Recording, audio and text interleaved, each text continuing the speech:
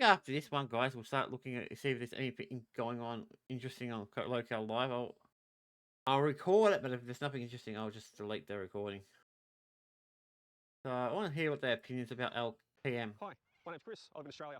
And recently there's been petitions popping up to remove our Prime Minister. Petitions popping up to remove Anthony Albanese. There was a change.org petition that popped up and had over 300,000 people sign it. Damn, that's a lot of people. There was another one through the Parliament that popped up, had 160,000 plus people sign it. I guess the question today is, do these e-petitions, would they work? Could these e-petitions remove a Prime Minister? I'll let you guys leave your thoughts down below in the comments about it, but there's been them two big ones, and then plenty of other ones pop up that have a few hundred or a few thousand votes, but not to them numbers. I'm going to give my thoughts about it though. So when it comes to these e-petitions, I guess the first things first is democracy. So we have our time to vote, we have our time to have our say, and that's when the election's happening. So you cast your vote, even though it's a preferential voting system, which skews it towards the two major parties, but you cast your vote come election time. Then after the election, it's only been a couple of months since the election, and now there's e-petitions popping up saying remove the Prime Minister, change the Prime Minister. So I guess a very short is part of democracy. We have an election, and then you can't override the results of election with a couple of e-petitions, especially change.org. That's just a random polling site. Yeah, you shouldn't be able to change it because some people are not happy. I mean, I don't like him, but it's nothing to do with you need to do it like that. the right way. It's a website. It has no political or, I guess, constitutional influence whatsoever. On the election that happened in 2025, just over 18 million people voted in Australia, and just over a third first preferenced the Labor government, which has got Anthony Albanese, which means 2/3 of people did not first preference. And so I guess if we cross-reference, Change.org had the largest e-petition signage. If we cross-reference the 300,000 from Change.org to the 2/3 of Australia who didn't first preference Labor, that 300,000 against the 2/3 who didn't vote for Labor, it's only about just over 2% of the people who didn't vote for Labor who were signing these petitions. So it's not enough to move the needle. So it's 2% of the people who didn't want Labor signing the biggest e-petition. Yeah. It's not the needle, guys. It's not enough numbers. You start seeing numbers like 9 million. Not going to do anything. 11 million people signing these petitions, and it's showing that people are bleeding out of the Labor Party. Then it starts to make sense, and it starts to show that there's something's happening here. But what these petitions do, it does show that there is some temperature. It shows that there's some action. People are very unhappy to the point. Yeah. And they're signing these petitions through. But what if they worked? What if a petition could change it? So has there been an example where a Prime Minister has been removed?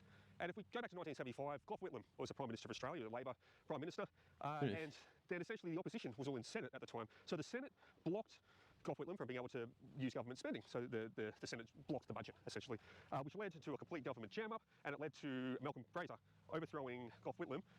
Well, essentially it wasn't an overthrow. The Senate blocked it, and then the Governor-General said, wait, government's not functioning, we're in a constitutional crisis. And then they put the opposition leader in place over Gough Whitlam until they could run an election through. So if these e-petitions could lead to the government being blocked. So let's run through the first example. So Albanese gets blocked, Governor-General says, okay, overthrow it. That means they would go across to the opposition leader until the next election is called. Do you want Susan Lee in charge? Well, no. Elbow goes to the opposition leader, goes to Susan Lee. Do you want Susan Lee? I don't know. I don't know enough. Is Susan Lee going to be better than Elbow? You've got to ask yourself these questions. Is that what you want when you do these petitions? Do you want Susan Lee in charge over Elbow? My views on Susan Lee is that she is in my opinion, a corporate Karen. Career politician sitting in there for so long, just being a corporate Karen that she managed to crawl her way to the top. And then the only reason she's in right now is because of DEI. Okay, so Dutton, remember earlier in the year, Dutton, he was the head of the Liberal Party, yeah? Yes, I remember. Repulsed the female vote so far that when he lost power out of the Liberal Party, didn't even win his seat back, they said, let's get Susan Lee in there, DEI, because let's try and reconnect with the woman vote. Okay, it's DEI at its finest. So the Conservative vote doesn't want that. The Conservative vote wants the best person for the job to be in. Now, if Susan Lee is the best person for the job for the Liberal Party, oh yeah, God help him, God help him. So that's probably true. Is not a solution. The Liberal Party is like the Titanic right now. It's got a huge gash in the hull. It's taking on water. So not only does it need to patch the hull, it also needs to turn the ship around. So Liberal Party right now is not the solution. You don't want to remove Elbow and put in Susan Lee. It's just not optimal. It's just in that case, Gough Whitlam to Malcolm Fraser, it went to the opposition leader. Okay, so you don't get to pick who goes in charge. Went to the opposition leader.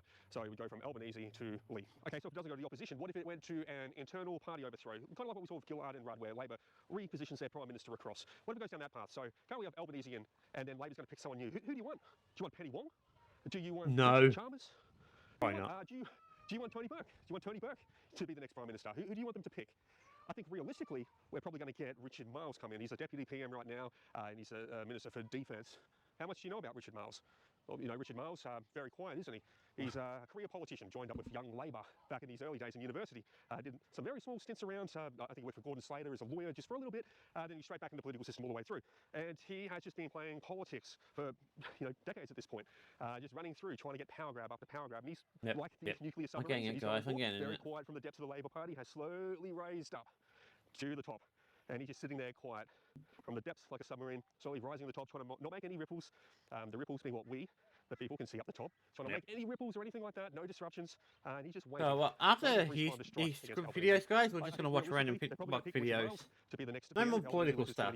I just want to see what people are thinking, that's all. Would replacing Richard Marles right now, would that be And also, I've got Australia? something to talk about at the end of this video. Yes. About make it. I think it's going to be the same old Labor. I don't think any of the options on the table really make much of a difference right now. Say, switching to the opposition leader. Where does he live? It's nice and beautiful around where he is. Any of the names I mentioned, you want Penny Got the giant lake over there. You got the nice houses over there. Who do you want in? I don't think it's going to make a difference at Got this the point. nice bike with that guy driving across We it. just need to wait and observe until the next election. We need to watch. We need to be patient. If we believe in democracy for the country, what we need to do is we need to wait.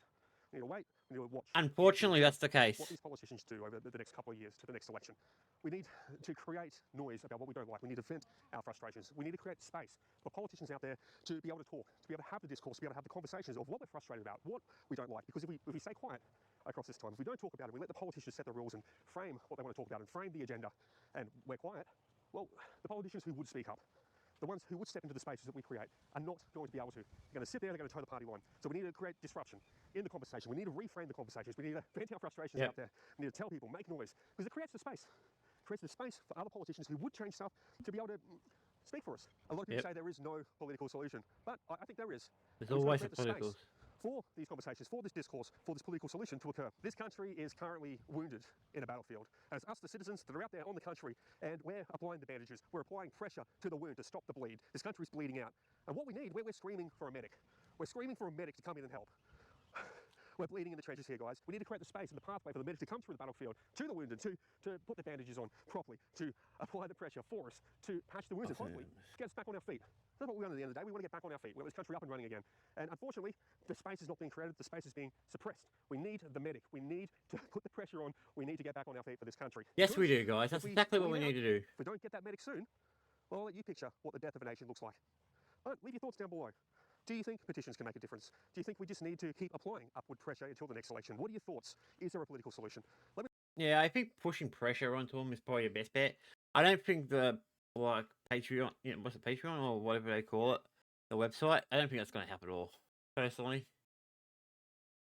Let's see what else. Awesome.